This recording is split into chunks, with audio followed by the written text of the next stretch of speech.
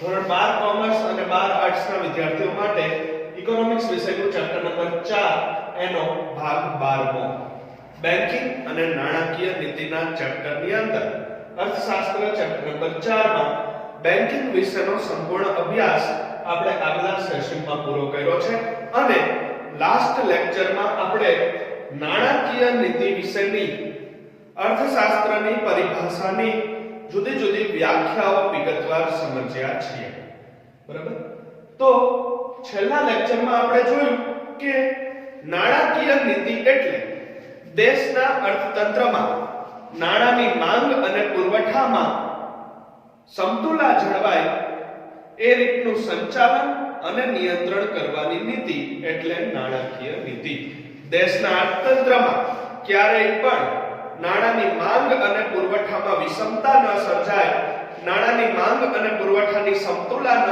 ખોરવાય એવી વ્યવસ્થા કરવી એવી ગોઠવણી કરવી એવું સંચાલન કરવું અને જરૂર જણાય તો એના પર દેખરેખ નિયંત્રણ અને અંકુશ રાખવો એને નાણાકીય નીતિ કહેવાય છે આ ઉપરાંત આપણે એ પણ ભણી ગયા કે સાદા અર્થમાં કેવું હોય સામાન્ય અર્થમાં કેવું હોય તો નાણાકીય નીતિ એટલે આર્થિક વ્યવહારો માટેના નીતિ નિયમો લોકો વચ્ચે જે આર્થિક વ્યવહારો થાય છે જે કંઈ નાણાકીય લેવડ દેવડ થાય છે રોજબરોજ એના માટેના ચોક્કસ નીતિ નિયમો એના માટેના કાયદાઓ એને કહેવાય છે નાણાકીય નીતિ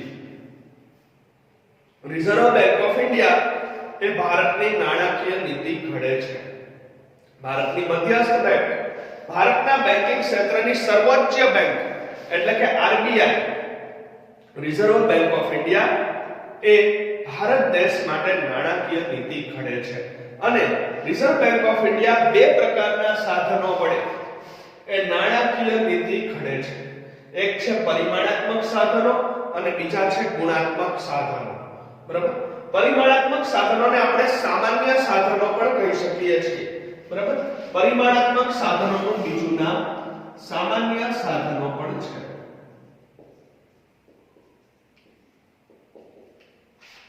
નાણાકીય નીતિના સામાન્ય સાધનો અથવા તો નાણાકીય નીતિના પરિમાણાત્મક સાધનો બરાબર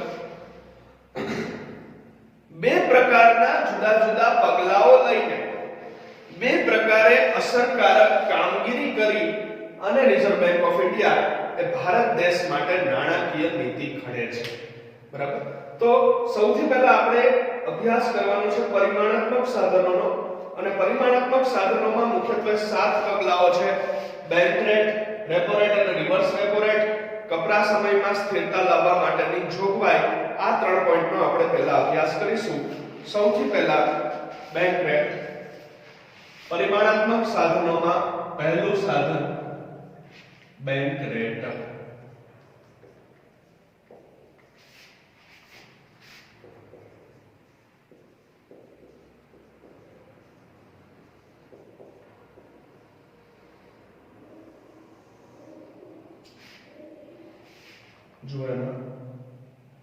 જ્યારે વેપારી બેંકો નાણાંની અછત અનુભવે ત્યારે કોને કહેવાય બેંક રેટ કે જ્યારે વેપારી બેંકો નાણાંની અછત અનુભવે ત્યારે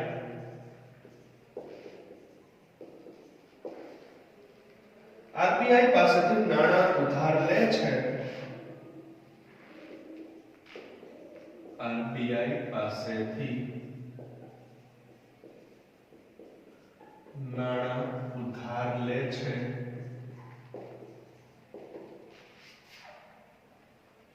અને આરબીઆઈ વેપારી બેંકોને અને આરબીઆઈ વેપારી બેંકોને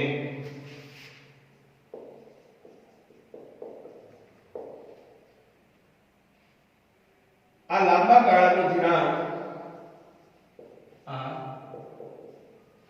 લાંબા ગાળાનું ધિરાણ જે વ્યાજના દરે આપે છે જે વ્યાજના દરે આપે છે તેને બેંક રેટ કહેવાય છે. તેને બેંક રેટ કહેવાય છે.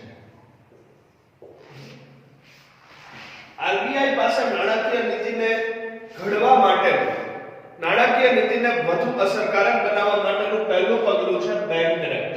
બરાબર? બેંક રેટના દરમાં વધારો કે ઘટાડો કરી અને આરબીઆઈ નાણાકીય નીતિને અસરકારક બનાવવા માટે પગલાં લે છે. બરાબર? તો હવે બેંક રેટ કહેવાય કોને? તો કે જ્યારે દેશની કોઈ પણ વેપારી બેંક, બરાબર, સરકારી હોય કે ખાનગી હોય, બરાબર, બેંક ઓફ બરોડા છે, બેંક ઓફ ઇન્ડિયા છે, સ્ટેટ બેંક ઓફ ઇન્ડિયા છે, પંજાબ નેશનલ બેંક છે, બરાબર, કે પછી રાજકોટ નાગરિક સહકારી બેંક છે, કે આદર્શ કોઓપરેટિવ બેંક જેવી પ્રાઇવેટ બેંક છે, દેશની કોઈ પણ બેંક, બરાબર, કોઈ પણ વેપારી બેંક જ્યારે નાણાકીય કટોકટીમાં હોય, નાણાંની અછત અનુભવે, ત્યારે આરબીઆઈ પાસેથી એ ધિરાણ લે છે. આરબીઆઈ પાસેથી નાણાં ઉછીના લે છે અને આરબીઆઈ એને ધિરાણ આપશે તો ખરી વેપારી બેંકને, પણ એના ઉપર વ્યાજ વસૂલ કરશે. તો આરબીઆઈ વેપારી બેંકોને જે વ્યાજના દરે ધિરાણ આપે છે, જે વ્યાજના દરે લાંબા ગાળાનું ધિરાણ આપે છે, એ વ્યાજના દરને આપણે અર્થશાસ્ત્રની પરિભાષામાં બેંક રેટ કહેવાય છે. બરાબર? ગમે તેવી સદ્ધર બેંક હોય, ગમે તેવી વિકસિત બેંક હોય, પણ ક્યારેક ને ક્યારેક એવો તબક્કો આવે છે દેશના અર્થતંત્રની અંદર કે વેપારી બેંકો નાણાંની અછત અનુભવે. વેપારી બેંકો મંદીની પરિસ્થિતિમાં મોટે ભાગે નાણાંની અછત અનુભવે છે. રોજબરોજના વ્યવહારો કરવા માટે પૂરતી રોકડ રકમ હાથ ઉપર હોતી નથી. તો જ્યારે દેશની કોઈ પણ વેપારી બેંક કટોકટીના સંજોગોમાં નાણાંની અછત અનુભવે, ત્યારે ખબર છે આપણને બેંકોની બેંક તો કોણ છે? આરબીઆઈ. બરાબર? દરેક બેંકોની ઉપરી બેંક એ દેશની મધ્યસ્થ બેંક છે. બરાબર? તો જ્યારે કોઈ પણ વેપારી બેંકો કટોકટીના સંજોગોમાં નાણાંની અછત અનુભવે, ત્યારે આરબીઆઈ પાસેથી નાણાં ઉછીના લે છે. આરબીઆઈ પાસેથી નાણાં ઉધાર લે છે. આરબીઆઈ પાસેથી નાણાંનું ધિરાણ લે છે, એટલે કે લોન લે છે. આરબીઆઈ આ વેપારી બેંકોને ધિરાણ આપશે તો ખરી, બરાબર, પણ એના ઉપર વ્યાજ લેશે. એટલે આરબીઆઈ આ વેપારી બેંકોને જે વ્યાજના દરે નાણાં ઉછીના આપે અથવા તો જે વ્યાજના દરે ધિરાણ આપે તેને બેંક રેટ કહેવાય છે. બરાબર? દાખલા તરીકે બેંક ઓફ બરોડાને એક વર્ષ માટે નાણાંની જરૂર પડી. બેંક ઓફ બરોડા કોને મદદ માટે અપીલ કરશે? કોની પાસેથી નાણાંનું ધિરાણ લેશે? તો કે રિઝર્વ બેંક ઓફ ઇન્ડિયા પાસેથી. બરાબર? 15 લાખ રૂપિયા બેંક ઓફ બરોડાને જોઈએ છે ઉદાહરણ તરીકે. તો બેંક ઓફ બરોડાએ 15 લાખ રૂપિયા મેળવવા માટે આરબીઆઈ ને ધિરાણ માટે અરજી કરી. આરબીઆઈ એને 15 લાખ આપશે તો ખરી, પણ એ 15 લાખ ઉપર એ 6% વ્યાજ વસૂલ કરશે વાર્ષિક. તો એ 6% નો જે વ્યાજનો દર છે એ શું કહેવાય આપણા માટે? Bank rate. જ્યારે દેશની કોઈ પણ વેપારી બેંક નાણાકીય કટોકટીમાં હોય, નાણાંની અછત અનુભવે, ત્યારે એ આરબીઆઈ પાસેથી ધિરાણ લે છે, આરબીઆઈ પાસે લોન લે છે. કારણ કે બેંકોની બેંક એ તો આરબીઆઈ છે. બરાબર? તો આરબીઆઈ આ વેપારી બેંકોને જે ટકાવારી, જે વ્યાજના દરે ધિરાણ આપશે એ દરને બેંક રેટ કહેવાય છે. બરાબર? જો પછીનો પોઈન્ટ, જ્યારે આરબીઆઈ બેંક રેટ વધારે, જ્યારે આરબીઆઈ બેંક રેટ વધારે, ત્યારે વેપારી બેંકોને ધિરાણ લેવાનું મોંઘું પડે છે. ત્યારે વેપારી બેંકોને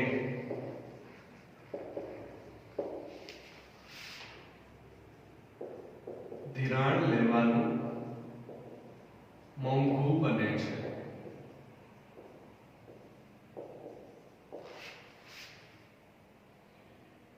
અને તેઓ પ્રજાને ઊંચા વ્યાજ દરે ધિરાણ આપે છે અને તેથી તેઓ પણ પ્રજાને ઊંચા વ્યાજ દરે ધિરાણ આપે છે.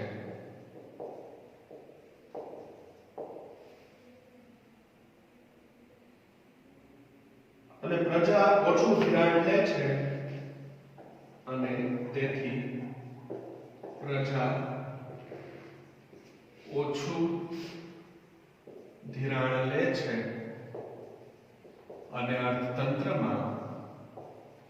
અને અર્થતંત્રમાં નાણાંનો પુરવઠો ઘટે છે. અર્થતંત્રમાં નાણાંનો પુરવઠો ઘટે છે. બરાબર. જો આરબીઆઈ બેંક રેટ વધારી દે, બરાબર, આરબીઆઈ બેંક રેટના દર ઊંચા લે, બરાબર, 6% ના બદલે 8% કે 9% બેંક રેટ કરી નાખે તો વેપારી બેંકોને આરબીઆઈ પાસેથી ધિરાણ લેવાનું મોંઘું બને છે. બરાબર. અગાઉ કરતા વધુ વ્યાજ એ આરબીઆઈ ના ધિરાણ ઉપર એમને ચૂકવવું પડે છે. તો જ્યારે દેશના અર્થતંત્રમાં નાણાંના પુરવઠાનો ઘટાડો કરવાનો હોય ત્યારે આરબીઆઈ શું કરશે? બેંક રેટ વધારે છે. બરાબર. જ્યારે દેશના અર્થતંત્રમાં નાણાંના પુરવઠામાં ઘટાડો કરવાનો હોય તો એ ઘટાડો કરવા માટે આરબીઆઈ બેંક રેટ વધારે છે. આરબીઆઈ બેંક રેટના દરને ઊંચે લઈ જાય છે. શા માટે બેંક રેટ વધારે છે? જેટલો બેંક રેટ વધારશે એટલું વેપારી બેંકોને આરબીઆઈ પાસેથી ધિરાણ લેવાનું મોંઘું બને છે. બરાબર. હવે વેપારી બેંકો 6 ના બદલે 9% ચૂકવતી હશે આરબીઆઈ ને, તો એ સામે સામાન્ય પ્રજાને કે સામાન્ય નાગરિકને પણ ધિરાણ આપશે. એ પણ કઈ રીતે આપશે? ઊંચા વ્યાજ દરે ધિરાણ આપે છે. દાખલા તરીકે બેંક ઓફ બરોડાએ આરબીઆઈ પાસેથી 15 લાખ લીધા હતા, 6% વ્યાજ બેંક ઓફ બરોડા ચૂકવતી હતી. હવે આરબીઆઈ એ બેંક રેટ વધારીને 9% કર્યો તો બેંક ઓફ બરોડાએ હવે કેટલા ચૂકવવા પડશે? એના ઉપર વાર્ષિક 9%. બરાબર. હવે એને સરભર કરવા માટે બેંક ઓફ બરોડા એ સામાન્ય પ્રજાને, સામાન્ય નાગરિકોને કે જાહેર જનતાને જે ધિરાણ આપે, જે લોન આપે એના વ્યાજ દર પણ વધારે છે. એટલે હવે વ્યાજ દર વધવાથી પ્રજા ધિરાણ ઓછું લે છે. બરાબર. લોકો ઓછું ધિરાણ લે છે કારણ કે વ્યાજ દર વધી ગયો છે અને ઓછું ધિરાણ લે એટલે આપોઆપ અર્થતંત્રમાં નાણાંનો પુરવઠો ઘટવા પામે છે. બરાબર. અને અર્થતંત્રમાં નાણાંનો પુરવઠો ઘટાડવા માટે બેંક રેટ વધારવો એ પણ એક અગત્યની બાબત છે. બરાબર. ત્યાર પછીનો પોઈન્ટ, અર્થતંત્રમાં જ્યારે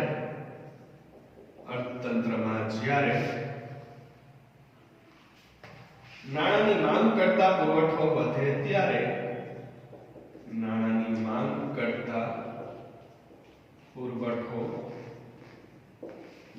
ત્યારે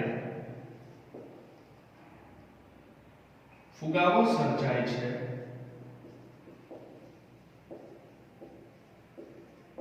અને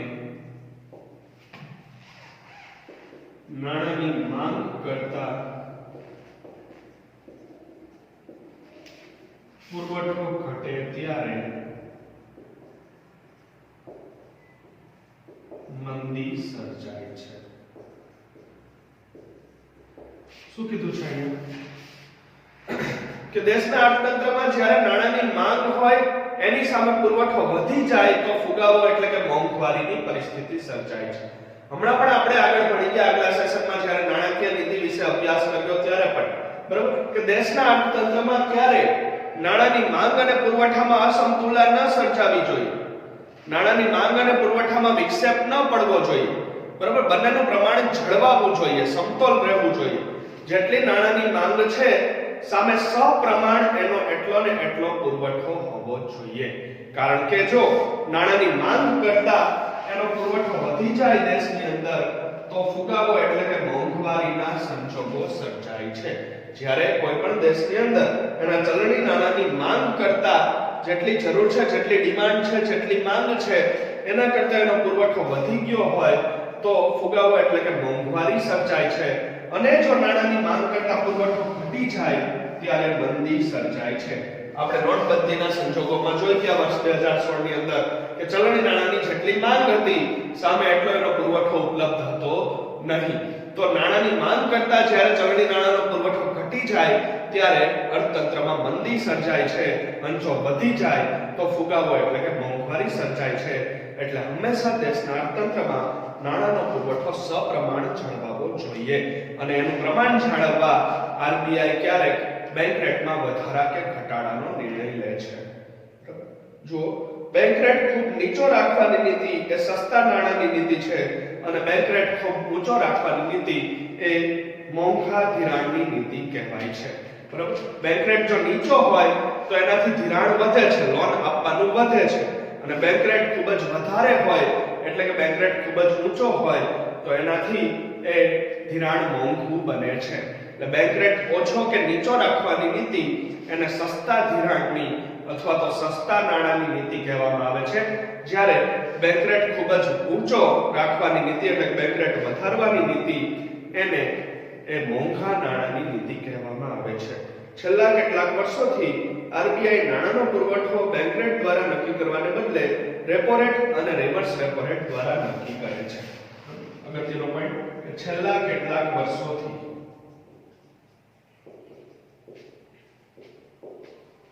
આરબીઆઈ નાણાંના પુરવઠાને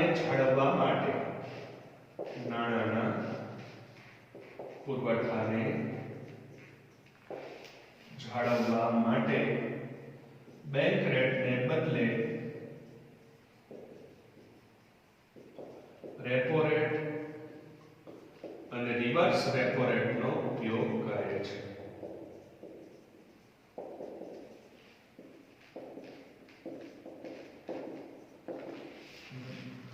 છેલ્લા કેટલાક વર્ષોથી 2004 પછીથી વર્ષ 2004 કે 2005 પછીથી હવે આરબીઆઈ બેંક રેટ દ્વારા નિર્ણયો લેતી નથી, પરંતુ બેંક રેટના બદલે રેપો રેટ અને રિવર્સ રેપો રેટ દ્વારા અર્થતંત્રમાં નાણાંની માંગ અને પુરવઠામાં સમતુલન જાળવવા માટે પ્રયત્નો કરે છે. તો આ હતું એ પરિમાણાત્મક સાધનોનું પહેલું પગલું, જેમાં આપણે બેંક રેટ વિશે અભ્યાસ કર્યો. હવે વાત આવે છે પોઈન્ટ નંબર 2 માં રેપો રેટ અને રિવર્સ રેપો રેટ વિશે. તો કોને કહેવાય રેપો રેટ અને કોને કહેવાય રિવર્સ રેપો રેટ?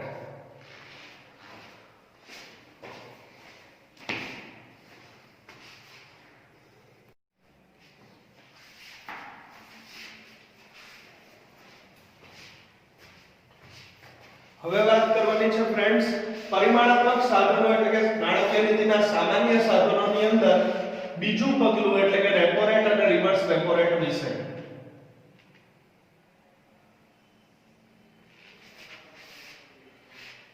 કોને કહેવાય રેપો રેટ, કોને કહેવાય reverse repo rate? Point number 2 માં રેપો રેટ અને રિવર્સ રેપો રેટ. જો શું કીધું છે? જ્યારે વેપારી બેંકોને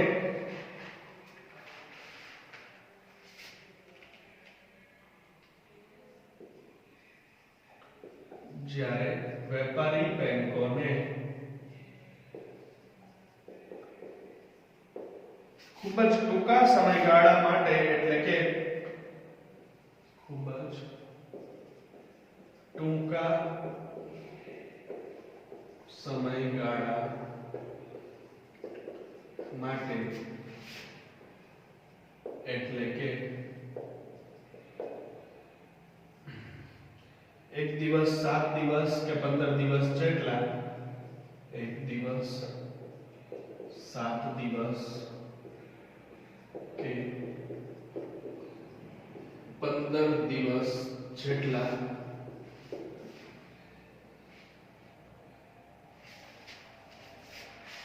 સમય માટે નાણાંની જરૂર પડે ત્યારે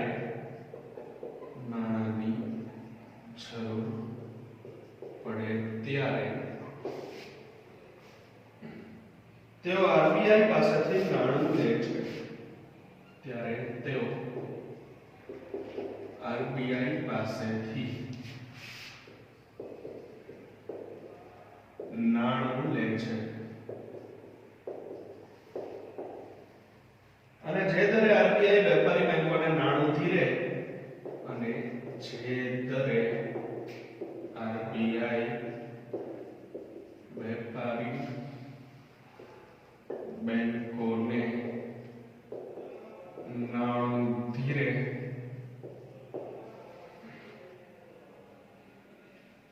તેને રેપો રેટ કહેવાય છે.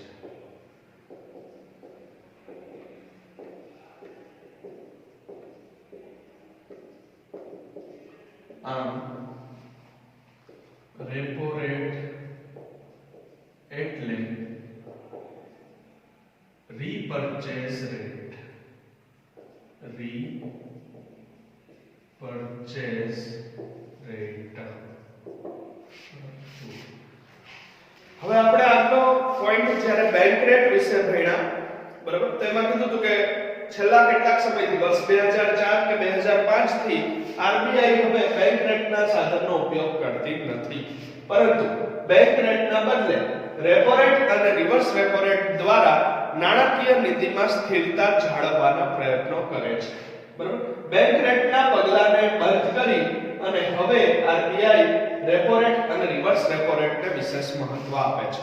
બરાબર, તો આપણે હવે જોવાનું છે કે રેપો રેટ અને રિવર્સ રેપો રેટ કોને કહેવાય. તો બેંક રેટની વાત હતી એ ખૂબ જ લાંબા સમયગાળાની વાત હતી. અહીંયા વાત છે ટૂંકા ગાળાના ધિરાણની. બરાબર, ધિરાણના પ્રકારો પણ આપણે આગળ વેપારી બેંકના કાર્યોમાં ભણી ગયા છીએ. બરાબર, કે જ્યારે દેશની વેપારી બેંકોને ખૂબ જ ટૂંકા સમયગાળા માટે, બરાબર, જ્યારે દેશની વેપારી બેંકોને ખૂબ જ ટૂંકા સમયગાળા માટે ધિરાણની જરૂર હોય, બરાબર, ટૂંકા સમયગાળા માટે નાણાંની અછત હોય. ટૂંકો સમયગાળો એટલે કેટલો? તો કે 1 દિવસ કે 7 દિવસ કે 15 દિવસ જેટલા ખૂબ જ ઓછા સમય માટે, 1 દિવસ 7 દિવસ કે 15 દિવસ જેટલા ટૂંકા સમયગાળા માટે નાણાંની જરૂર પડે ત્યારે એટલા સમય પૂરતા તેઓ આરબીઆઈ પાસેથી નાણાં લે છે, આરબીઆઈ પાસેથી ધિરાણ લે છે, અને જે દરે આરબીઆઈ આ બેંકોને નાણું ધીરે એને રેપો રેટ કહેવાય છે. આ રીતે રેપો રેટ એટલે કે રીપર્ચેસ રેટ. બરાબર, તો દેશની કોઈ પણ વેપારી બેંકને ખૂબ જ ઓછા સમય માટે, બરાબર, કે ખૂબ જ ટૂંકા સમયગાળા માટે જ્યારે નાણાંની જરૂર હોય, ટૂંકો સમયગાળો એટલે કેટલો? તો કે 1 દિવસ જેટલા ટૂંકા સમય માટે કે 7 દિવસ જેટલા ટૂંકા સમય માટે કે 15 દિવસ જેટલા ટૂંકા સમયગાળા માટે જ્યારે પણ નાણાંની જરૂર પડે ત્યારે તેઓ આરબીઆઈ પાસેથી નાણાંનું ધિરાણ લે છે, આરબીઆઈ પાસેથી નાણાં ઉછીના લે છે, અને જે વ્યાજના દરે આરબીઆઈ એ બેંકોને નાણાંનું ધિરાણ કરે, જે વ્યાજના દરે આરબીઆઈ એ વેપારી બેંકોને નાણાં આપે એને રેપો રેટ કહેવાય છે. બરાબર, રેપો રેટ એ ટૂંકો શબ્દ છે જેનું ફૂલ ફોર્મ થાય છે રીપર્ચેસ રેટ. બરાબર, આગળ ફુગાવાના સમયે રેપો રેટ ઘટે છે, ફુગાવાના સમયે રેપો રેટ વધે છે અને મંદીના સમયે રેપો રેટ ઘટે છે. દેશમાં જ્યારે ફુગાવાની પરિસ્થિતિ હોય ત્યારે રેપો રેટ વધે. દેશમાં જ્યારે નાણાંની માંગ કરતા એનો પુરવઠો વધી ગયો હોય, એટલે કે ફુગાવાની પરિસ્થિતિ હોય, મોંઘવારીની પરિસ્થિતિ હોય, ત્યારે આરબીઆઈ રેપો રેટ વધારે છે, અને મંદીનો સમય હોય ત્યારે મંદીના સમયમાં રેપો રેટ ઘટે છે. બરાબર, મંદીના સમયમાં રેપો રેટમાં આરબીઆઈ ઘટાડો કરે છે. બરાબર, અને એ રીતે એ નાણાકીય સ્થિરતા જાળવવાની જોગવાઈ કરે છે આરબીઆઈ. હવે વાત આવે છે રિવર્સ રેપો રેટની. બરાબર, તો કે જ્યારે આરબીઆઈ ને ટૂંકા ગાળાનું ધિરાણ જોઈએ ત્યારે તે પણ વેપારી બેંકો પાસેથી ધિરાણ લે છે, અને વેપારી બેંકો આરબીઆઈ ને જે દરે ધિરાણ આપે તેને રિવર્સ રેપો રેટ કહેવાય છે. જો જ્યારે આરબીઆઈ ને વેપારી બેંકો પાસેથી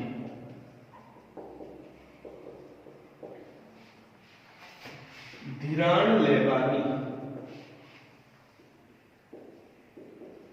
જરૂર પડે ત્યારે વેપારી બેંકો ધિરાણ આપી તેના પર જે વ્યાજ લે છે તેને રિવર્સ રેપો રેટ કહેવાય.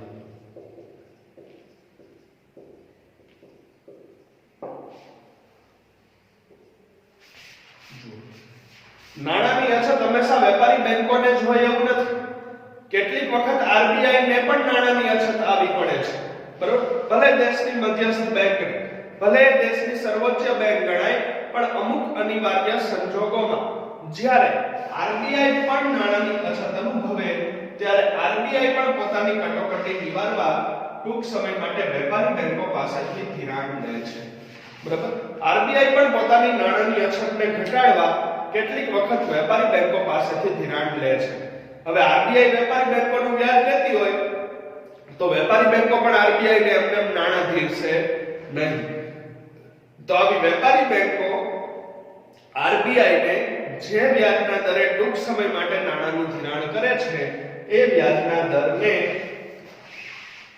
રિવર્સ રેપો રેટ કહેવાય છે. બરાબર. વર્ષ 2016 માં કે જાન્યુઆરી 2006 થી 16 ના આંકડા આપ્યા છે. જાન્યુઆરી 2006 માં સૌથી પહેલા 2006 ની વાત કરીએ તો રેપો રેટ 6.50% હતો ભારત દેશમાં અને રિવર્સ રેપો રેટ હતો એ સમયે 5.50%. રિવર્સ રેપો રેટ 5.50% રહ્યો હતો. બરાબર. જાન્યુઆરી 2006 ની આંકડાકીય માહિતી આપણને આપી છે કે જાન્યુઆરી 2006 ના સમયગાળામાં ભારત દેશની અંદર રેપો રેટ 6.50% હતો જ્યારે રિવર્સ રેપો રેટ 5.50% ના દરે હતો. હવે વાત કરીએ ઓગસ્ટ 2016 માં. ઓગસ્ટ 2016 માં રેપો રેટ દેશમાં 6.50% એમનો અને રિવર્સ રેપો રેટ 6% રહ્યો હતો. 10 વર્ષ પછી એક દશકા પછી ઓગસ્ટ 2016 ની આંકડાકીય માહિતી કે સમયે ભારતમાં રેપો રેટ 6.50% અને રિવર્સ રેપો રેટ 6% ના દરે સ્થિર રહ્યો હતો. બરાબર. જુઓ તો આ થઈ ગયું રેપો રેટ અને રિવર્સ રેપો રેટ વિશે માહિતી આપતું આપણું વિડિયો લેક્ચરનું સેશન. બરાબર. હવે કપરા સમયમાં સ્થિરતા લાવવા માટેની જોગવાઈ. ત્રીજું પરિમાણાત્મક સાધન આ એક વિશિષ્ટ પ્રકારની જોગવાઈ છે. બરાબર કે આરબીઆઈ કોઈ પણ નાણાકીય કટોકટીના સમયમાં કપરા સમયમાં નોટબંધી છે, કોરોના મહામારી છે, એ કપરો સમય છે દેશના અર્થતંત્ર માટે. તો એવા સમયમાં પણ આરબીઆઈ સ્થિરતા જાળવી રાખે છે. આરબીઆઈ એવી નાણાકીય નીતિ ઘડે છે, એવા ફેરફારો કરે છે નાણાકીય ક્ષેત્રની અંદર કે સ્થિરતા જળવાઈ રહે. તો કોઈ પણ નકારાત્મક સંજોગો ઊભા થાય, કોઈ પણ કટોકટીના સંજોગો ઊભા થાય કે દેશ માટે કોઈ પણ કપરો સમય આવી પડે તો એ કપરા સમયમાં સ્થિરતા લાવવા માટેની જોગવાઈ એ ત્રીજું પરિમાણાત્મક સાધન જેની વિશેષ ચર્ચા આપણે નેક્સ્ટ વિડિયો લેક્ચરના સેશનમાં કરીશું. Thank you all of you.